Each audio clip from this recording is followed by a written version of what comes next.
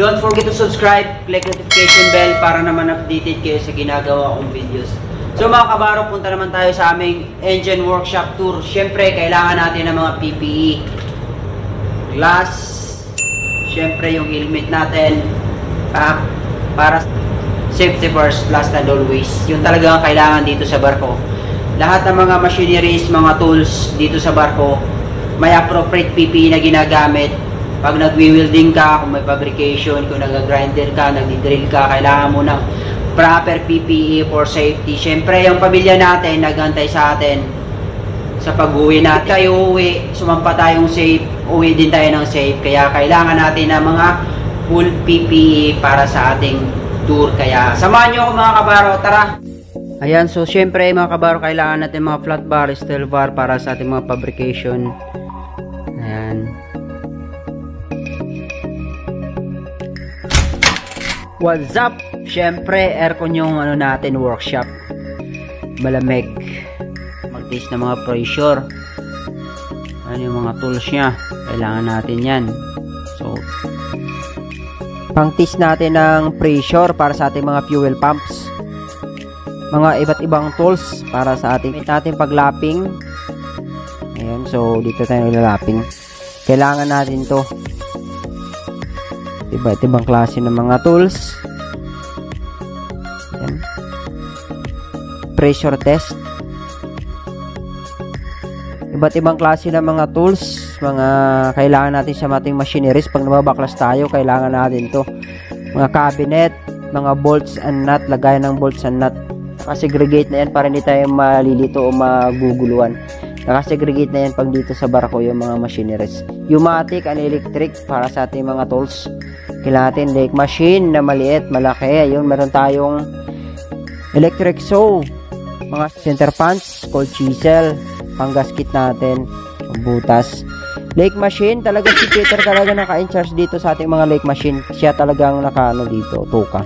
Meron tayong mga ibang spanner, mga pliers, mga screw. Ayan, drill press. Chain block. Siyempre, pag mga heavy na mga liter, mga ilang sa ating pag-welding Peter.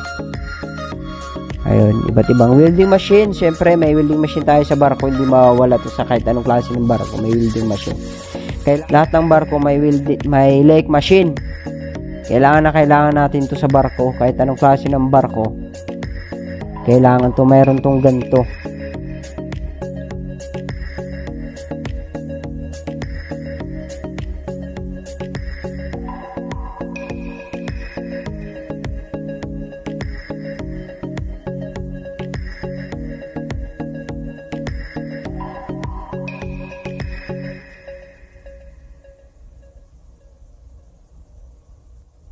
Adapters para sa ating drill press. Yan, mayroon din tayo banso. Kailangan natin to sa barko para mapabilis yung pagpuputol natin. Kasi kung mano-mano baka butin din ng siyam-siyam. Kung malaki yung barko nyo, kailangan kumpleto talaga yung So, kailangan natin yan. Lahat na nandito na lahat. Halos wala ka nang hahanapin. May sizes na yan. Ganun ka ganda ang natin nasa barko. Yan, ito naman para sa mga filter natin, mga strainer, sink, hugasan ng mga kamay, communication, mayroon tayong telephone, mga tools natin, spanner, pliers, gunting. Ayun, kailangan din natin yan sa mga bearing natin pagpapalit ng mga. Yan tayong air para sa compressor, na galing sa compressor. Mga cutting tools. Siyempre, di ba wala yung emergency stop for safety yan. Kahit anong mga machinery may emergency stop. Siyempre, may gloves tayo. Mga PPE. Safety gloves tayo, goggles. Para sa safety ng mata natin. Mga precaution na dapat sundin dito sa barko. Lahat yung nakalagay na use. Machine dito, may emergency stop. Mga pneumatic tools, electric tools, ayan, cutting tools, mga impact wrench, ayan, iba't iba. May lifting gear tayo sa mga buhatan. Mga tag ilang tons yung bubuhatin yan, hindi na kaya ng tao yan, sobrang bigat. Kaya meron tayo mga electric lifter. Ayun, so kailangan natin sa barko yan. Sa mga bibigat na mga buhatan, for the safety. Meron tayong mga trolley, lalo sa mga bibigat nating mga bubuhatin. Ayun, so meron tayong pang gasket, pang butas. Yan, mga cinder punch. Tayo, mga chisel. Mga WD-40 o mga lubricants o mga lubrication para sa mga bolt and nut na matitigas. Meron tayong alarms at ibang klase ng foam, CO2, pyres, saka iba-iba pa. Ayan, mga bolt and nut, nakasegregate na po yan sa ating barko. Ayan, iba't ibang sizes para mabilis natin hanapin kung anong kailangan natin.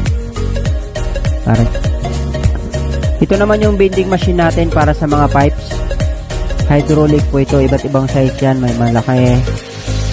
Ayan, hydraulic po ito yung machine natin na ito. Kailangan lang i-on position, power on kasi may emergency stop. Hydraulic po ito.